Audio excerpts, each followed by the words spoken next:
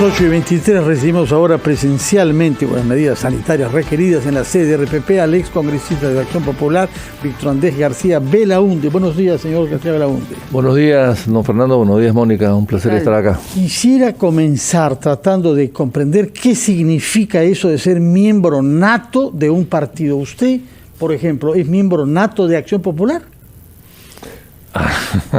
Y bueno, yo creo que sí, ¿no? Miembro nato, es decir, que nació miembro ya. Bueno, bueno, casi, ¿no? Yo soy miembro de Acción Popular desde que tenía uso de razón.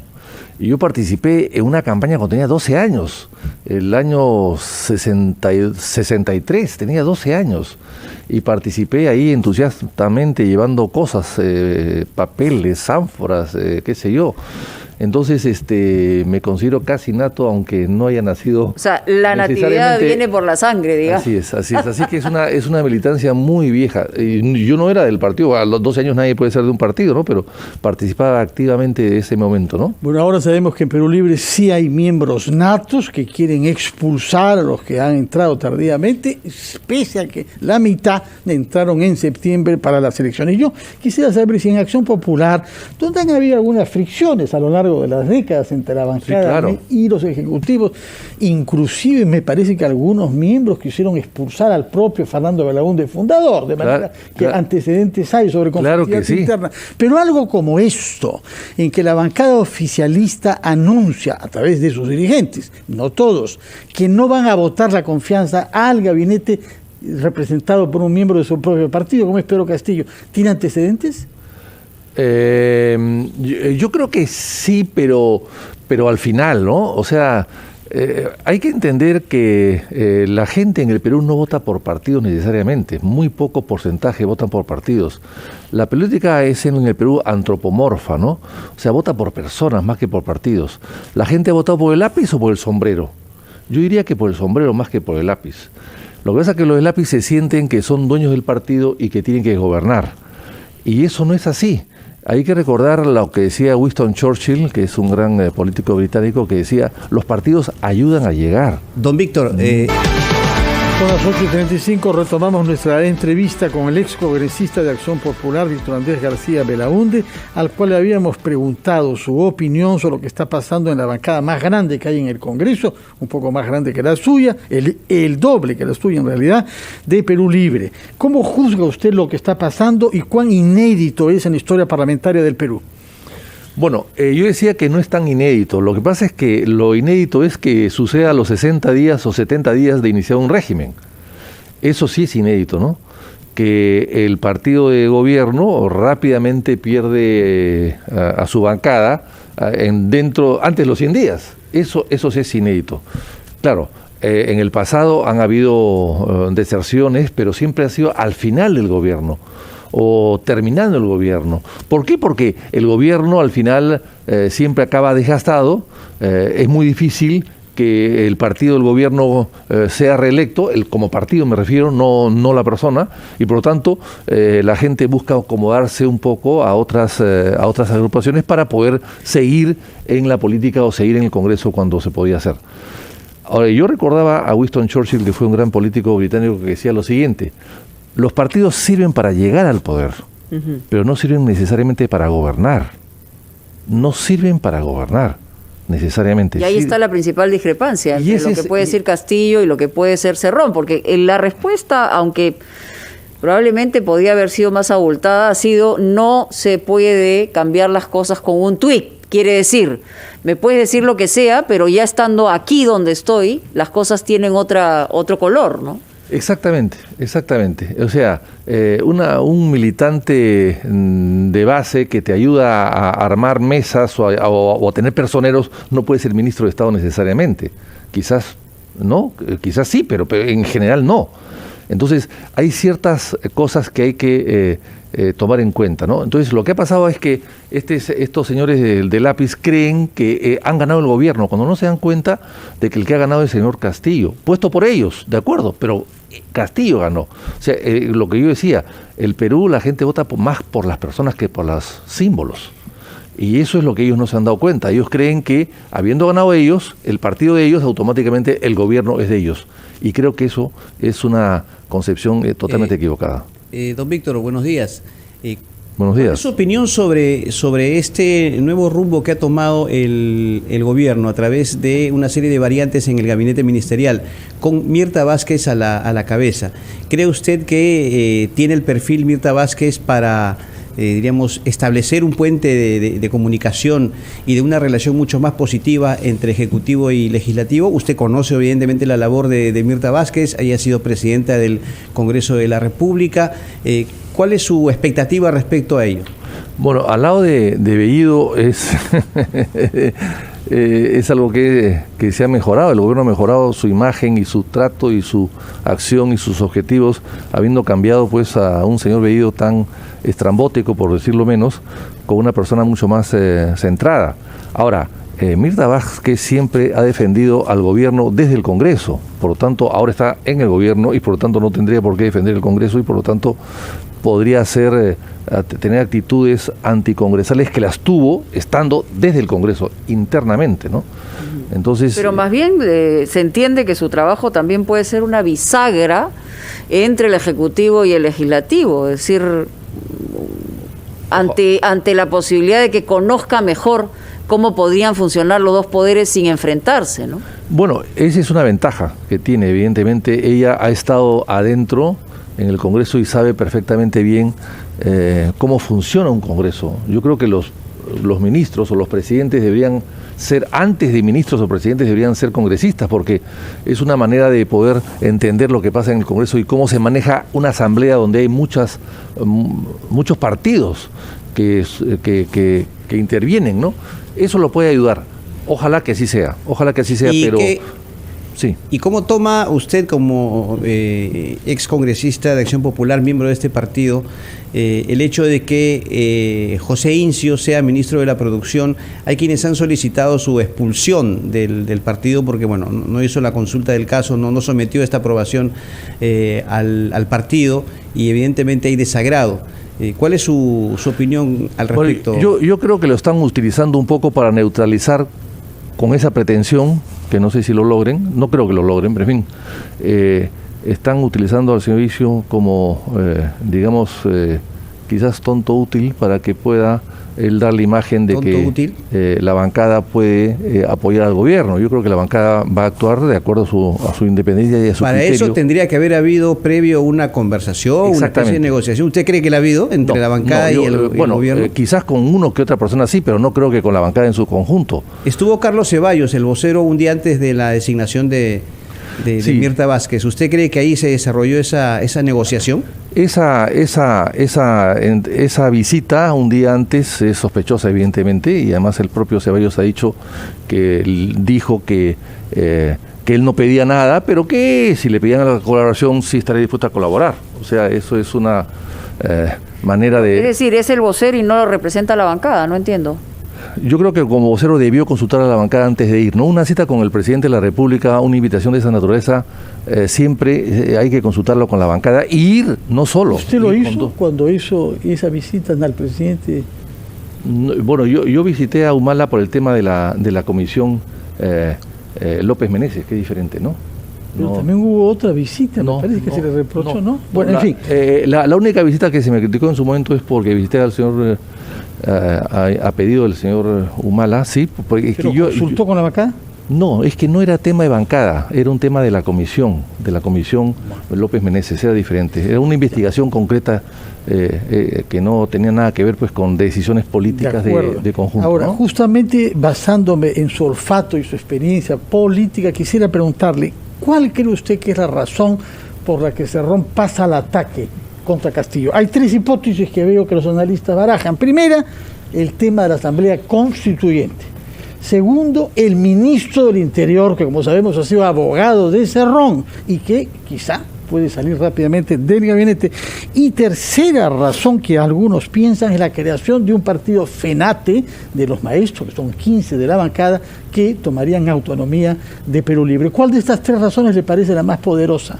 Yo creo que las tres se juntan. Yo creo que tiene que haber agregaría una más, la electoral, ¿no? Sí. Que vienen las elecciones. Claro, las elecciones regionales sí. y municipales van a cambiar un poco el escenario, ¿no? Ellos quieren cambiar el escenario y quieren fortalecerse en esas elecciones. Pero yo no sé si con esas actitudes logren ellos fortalecer su posición en las elecciones municipales. No lo creo. Ahora, hay un partido, el partido de gobierno, que tiene una maquinaria que puede de alguna manera cuidar las ánforas y cuidar el voto de ellos, pero no significa que van a tener todo el respaldo popular, ¿no? Porque hay que recordar que el lápiz ha llegado al poder con 18%, pero en realidad es 11% viéndolo bien, sí, claro. Si descartamos los nulos y blancos, los votos, y por lo tanto con 11% del electorado del respaldo popular tú no puedes imponer condiciones y tú no puedes querer gobernar todo el gobierno, acaparar todo el gobierno con el 11% sin dejar posibilidades a llamar a otros miembros de otros partidos o de la sociedad misma que puede participar en hacer un gobierno de mayor consenso y participación. Y eso me parece que es un error para ellos, ¿no? ¿Usted cree que todavía la simpatía que puede haber en regiones en relación al gobierno de Pedro Castillo, porque las cifras están ahí, las encuestadoras también lo ponen en evidencia, son solo por él o porque hay algún tipo de trabajo orgánico partidario? No, yo creo que es por él, ¿no? La gente ha votado por él. La palabra de profesor, palabra de maestro es algo que ha calado, y el sombrero también. O sea, la gente ha votado un poco para cambiar las cosas, pensando que el señor Castillo puede hacerlo. No ha votado por un partido. Nadie, o muy poca gente puede haber leído el plan de gobierno del señor Cerrón, ¿no? Ganó sin fraude, Castillo. Bueno, tengo yo las dudas todavía, ¿no? Yo acepto los resultados, pero tengo algunas dudas en algunas mesas, ¿no? Y claro, cuando se gana por tan poco, esas mesas pueden cambiar el resultado. En la anterior elección también se ganó por poco, sí, ¿no? Sí, claro que sí.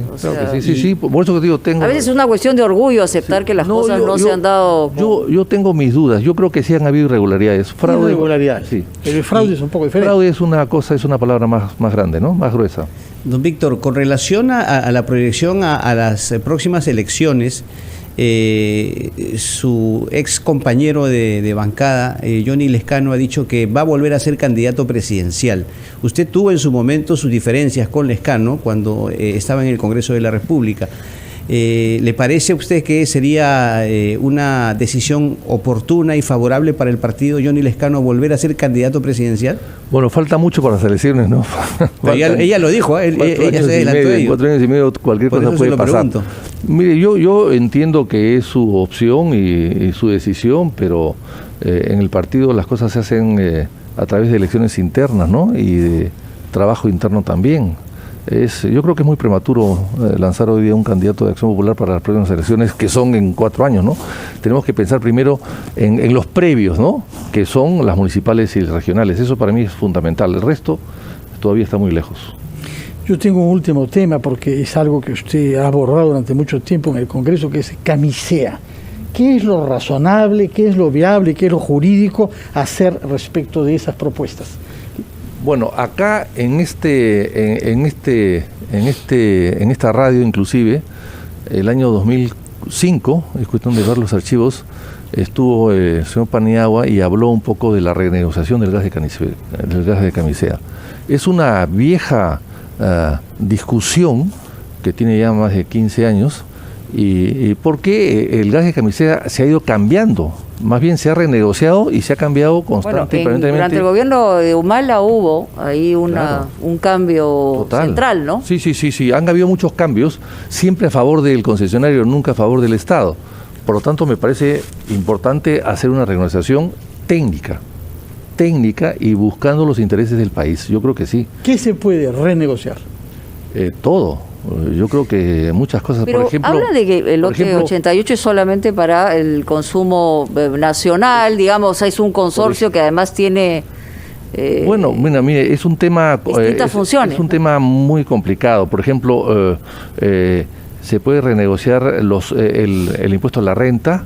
¿De dónde se aplica? Porque se aplica en la boca de pozo, se aplica cuando sale, cuando se vence. ¿Dónde aplicas tú el tema de impuesto a la renta? Se puede negociar un poco las regalías, que también no se sabe dónde empiezan a aplicarse. se puede renegociar el propio precio que se da, el Henry Hub, se puede negociar la distribución, ¿no? La distribución, se puede negociar las ganancias y utilidades que tienen los intermediarios cuando venden el gas fuera, se puede negociar algo que se cambió, que es los 20 años de reserva mínima para exportar gas. Eso se cambió en el Congreso por indicación del gobierno y se quitó la palabra permanente, 20 años permanente. Es decir, esa reserva de 20 años permanente que tiene que tener el Perú para el consumo interno se cambió por simplemente 20 años. Entonces, al final, cuando lleguemos a los 20 años, que va a ser muy pronto, lo que va a pasar es que de repente seguimos exportando y no ve reserva para el mercado nacional. Permítame, por favor, ir brevemente a escuchar a los anunciantes de RPP y retomamos todavía unos minutos nuestra conversación con usted, excongresista Víctor Andrés García Belaunde.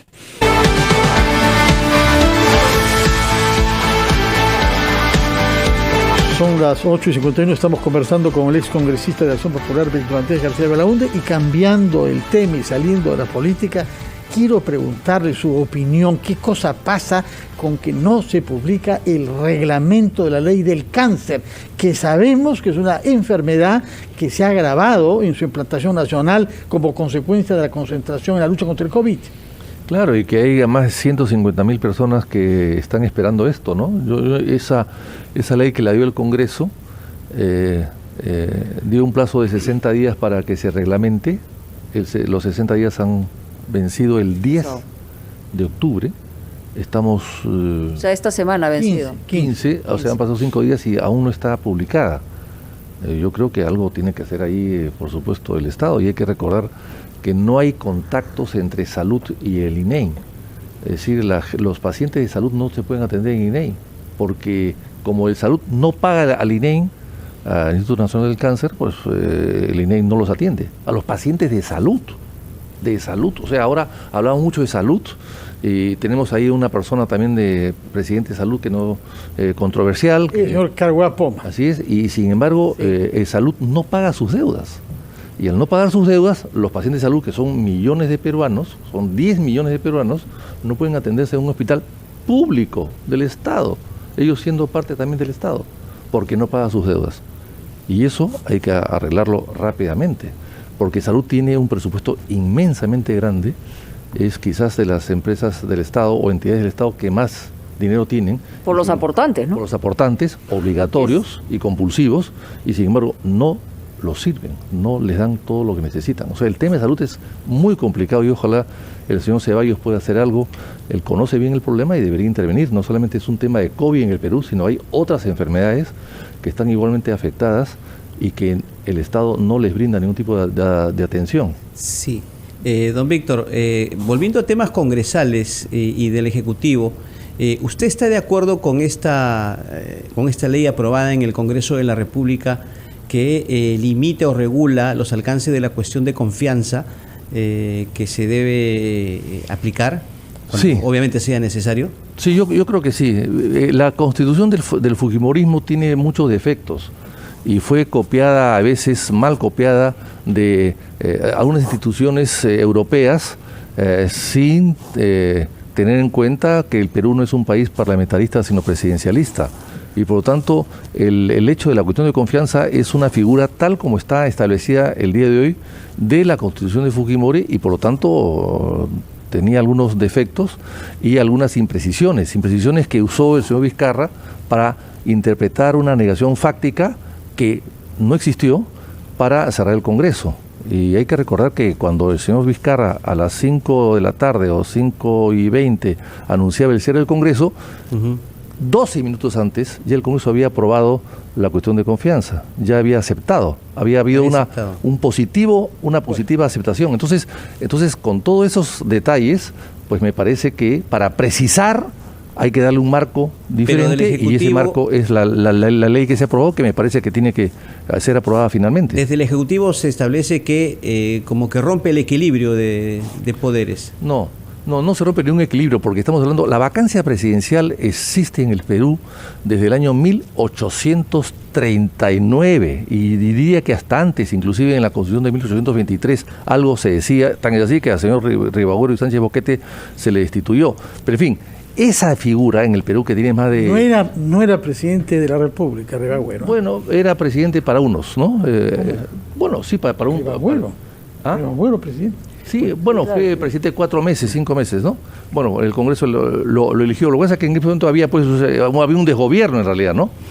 Pero en fin, hablando esto, lo que quiero decir con esto es que esta figura de la vacancia existe desde 1839, o sea, casi 170 años, y nunca se ha empleado en el Perú. 2 veces nada más en casi 200 años, o sea, casi 80, cada 80 años prácticamente se ha empleado, y básicamente con el señor Fujimori y el señor Vizcarra. Entonces esa figura es muy antigua, pero nadie ha recurrido a ella nunca, salvo en... ¿No significaba incapacidad mental el siglo XIX? Sí, bueno, pero... Ahora hemos interpretado diferentemente. Bueno, incapacidad mental... Es decir, alguien que tiene un problema psiquiátrico. ¿Qué pasó, por ejemplo, con un presidente de Ecuador, el señor Arosemena, hace muchos años atrás, que era un alcohólico? ¿Qué haces con un presidente alcohólico, por ejemplo? ¿Cómo lo sacas? O sea, es una válvula de escape.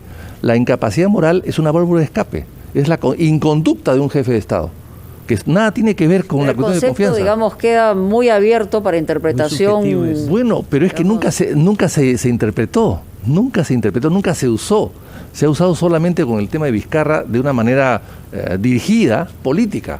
Pero con Fujimori, bueno, no hubo alternativa porque se había fugado. Claro, ese era un hecho claro y evidente, ¿no? Viéndolo bien, en 200 años la única vez que la han usado de manera directa ha sido con Vizcarra. Entonces, no es una figura mala, es una válvula de escape que es ante una crisis de inconducta del presidente. Pero también es una espada de Damocles para situaciones de...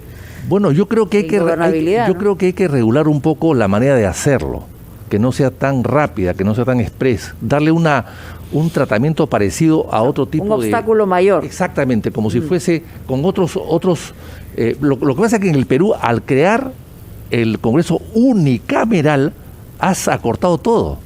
Antes eran 2 cámaras que revisaban todo, ahora es una sola. Ese es el problema también. Claro. Yo quisiera preguntar, porque el tiempo nos vence, usted es muy crítico y lo ha mostrado acá, si hay fuerzas políticas diferentes, instituciones, etcétera.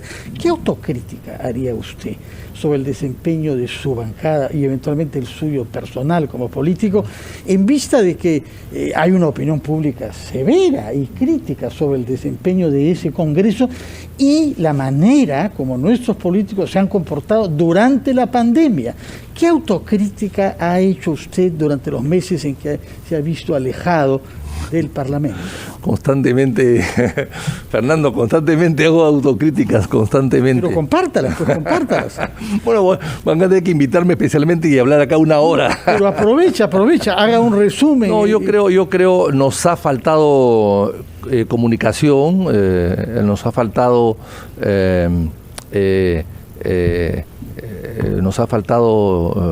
comprensión, nos ha faltado paciencia, nos ha faltado algunas veces preparación también, o nos ha faltado un espíritu de patriotismo, ¿no? También para poder asumir las cosas con mayor destreza y mayor madurez y mayor altura. Yo creo que son defectos que tenemos muchos, todos, y yo me incluyo entre ellos, pero son defectos colectivos muchas veces y resultado de asambleas donde hay mucha participación y no hay mayorías. Entonces, al no haber mayorías, es mucho más complicado llegar a acuerdos que puedan tomar decisiones adecuadas, ¿no? Bueno, tomamos nota entonces de esa autocrítica de, según usted, nos ha faltado. Muchas gracias por su presencia acá, por sus explicaciones y que tenga usted un buen fin de semana, señor Andrés García Belaúnde. Muchas gracias, Carlos, nos vamos a la pausa de la hora con los titulares y retomamos ampliación de noticias.